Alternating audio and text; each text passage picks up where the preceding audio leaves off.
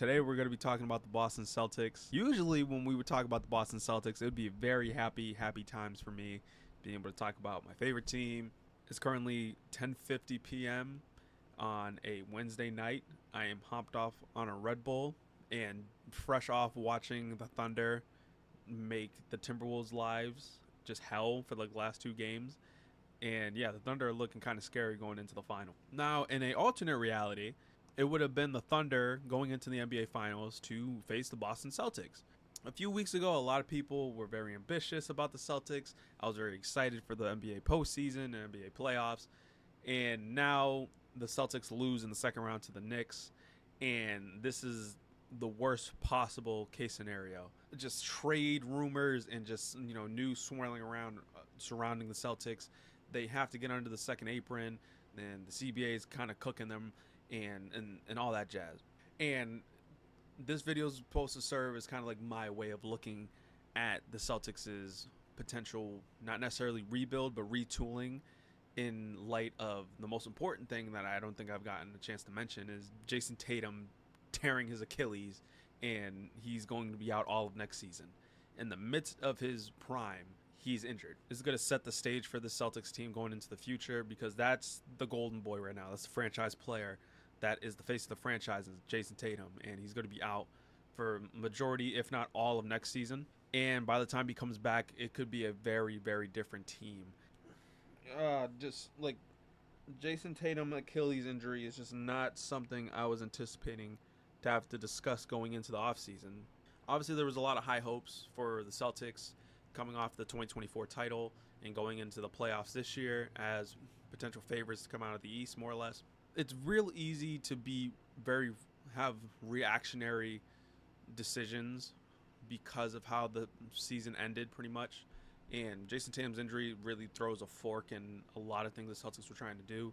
But outside of that, we have to look at the kind of pieces that the Celtics are going to be able to play with. We have to get under the second ink. Long story short, the Celtics team is too expensive to keep. When the Celtics won the championship last year, it was more than justifiable to retain guys like Porzingis and Drew Holiday and signing guys like Derek White to extensions. But the problem is now Jayson Tatum's injured, more or less a lost season or a retooling season, because while the team on paper can still be pretty good and still in an Eastern Conference that is kind of short on, powerhouse teams, the Celtics could still be a top 4 seed in the Eastern Conference next year, even without Jayson Tatum. The thing is, the Celtics are above the second apron. I believe the second apron is around $190 million. So the Celtics are going to need to trade one, if not two, big contracts that are on their books. I don't think Jaylen Brown's getting traded, let alone Jayson Tatum. Jayson Tatum is probably the one person that's absolutely, undisputably untouchable on this team. But I think Jaylen Brown and Derek White are kind of close seconds. Because Derek White, he's the perfect role player, and I feel he can fit with any system. So that's all the more reason why he could be a really, really promising trade chip. But I don't see that really happening, especially with someone like Derek White. I think the Celtics value him a little too much. And that's not a bad thing. I feel like he's invaluable to that Celtics team, especially if they want to keep competing when Jayson Tatum comes back. Jaylen Brown, with his contract, obviously one of the highest paid players in the NBA, it is going to be very, very interesting, even if they do entertain a trade with him, which I don't find it likely. I think they're looking at a couple other guys on the roster that they'll be looking to move. But Jaylen Brown, I feel like his contract, it's going to warrant getting a hefty contract or a couple of hefty contracts to come back and return to try to break up the amount of money that is committed to him. But I think the main thing when it comes to my philosophy of keeping Brown and Derek White is that you want to kind of keep some sort of continuity. Maybe that's not the best enough reason, but I would love to see Jaylen Brown in a situation where he is number one option. We're going to see Jaylen Brown get into another gear because the team's going to kind of have to command that out of him. Next season especially, they need the best version of Jaylen Brown possible. I think his contract's a little too expensive for a lot of teams to really be all in on trying to get him, but a lot of people have been throwing around teams like the Rockets and whatnot.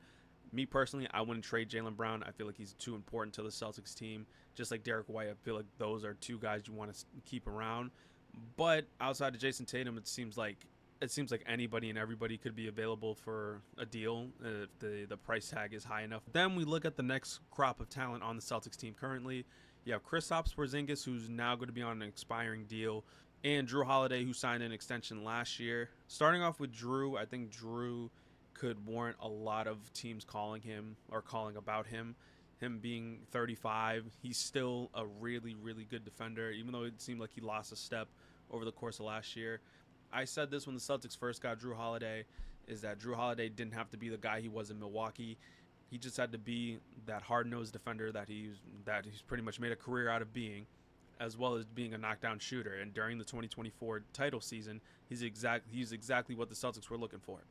And signing him to that contract while he was 34 years old, it was more retaining a valuable asset. And obviously, the Celtics didn't want to risk losing Drew Holiday for nothing. This is going to do wonders in trying to get under that second apron. Like, there's been ideas of the Mavericks trading for Drew Holiday and the Celtics getting back a combination of PJ Washington and Daniel Gafford, or just a combination of quality role player as well as some young guys. And I wouldn't hate that. I feel like Drew Holiday, he was invaluable to the Celtics when he first got here, but it's just an unfortunate state of the NBA with the new CBA and everything. And it sucks to say, especially as a Celtics fan, because I love Drew Holiday. He's fantastic. Looking at Porzingis especially as well, like obviously he's expiring and he's making a shed under $30 million. Porzingis, he was dealing with that viral infection or whatever was going on with him in the playoffs, and he pretty much was a negative for the Celtics throughout the entire postseason. Even when he was on the floor, I believe he only shot like 20% from three.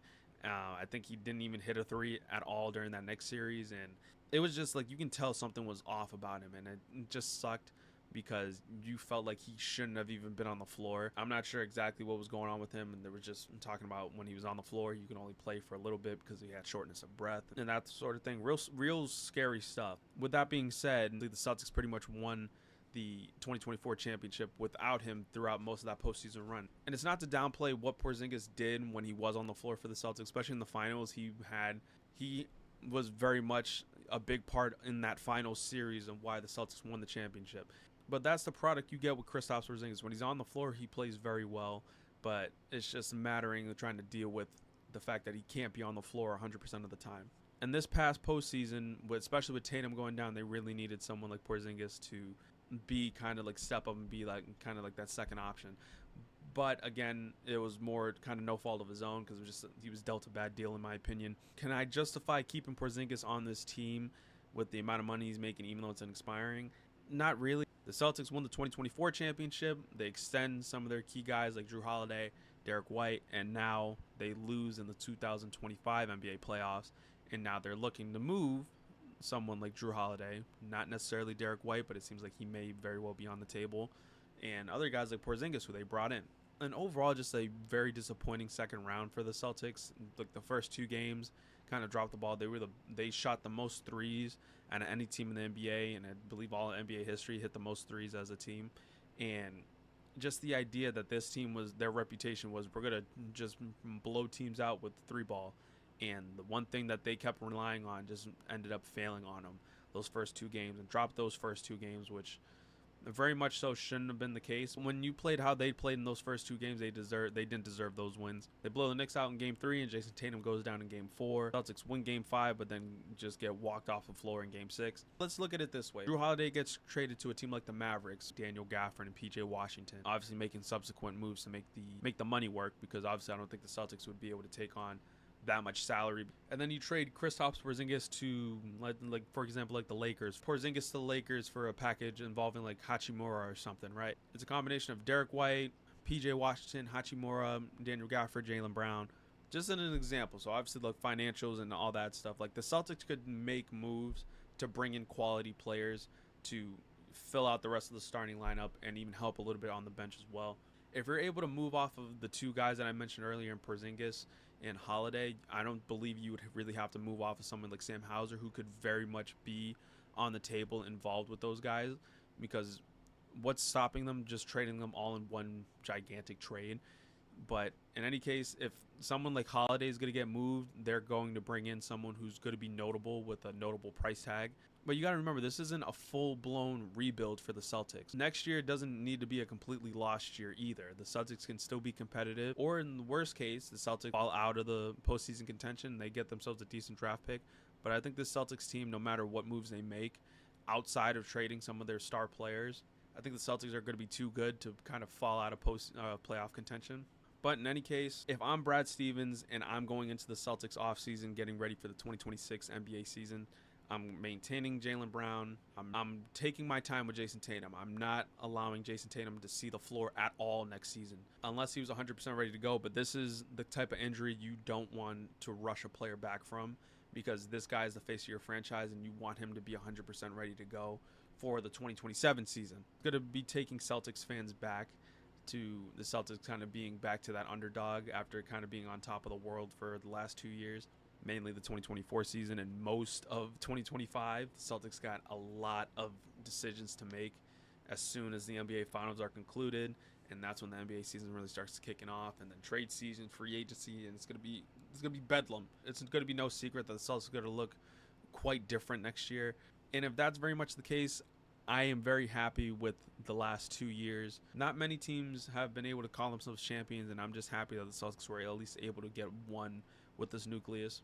And things might seem bleak now, but I have full confidence that the Celtics are going to be right back into title contention. If you guys enjoyed, please like this video, share it around with your friends, and subscribe to Vendetta Media. Thank you guys so much for 2,100 subscribers. We love each and every single one of you. Be a part of the community.